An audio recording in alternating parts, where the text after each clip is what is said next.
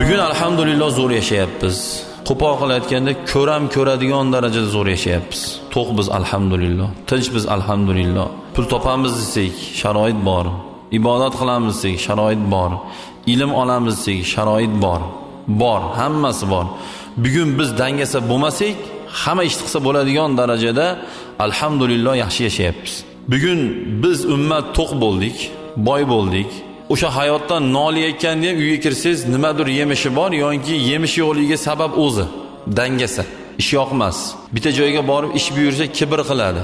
Ishi yo'q, uyda xarajati yo'q bolani men o'sha sotuvchi boladan aytganligi uchun aytayapman. Ishi yo'q uyda yotgan qo'shnimni ishga olib chiqib ketdim. Uyda xarajati yo'qligidan janjal boshlanadi. Men ishga olib chiqib ketdim.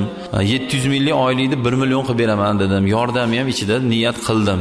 Bir payt do'konda ichlarida changlarni artish, tozalashlarni buyursam, aka nima deyapsiz? Men poli uchib basman sizga.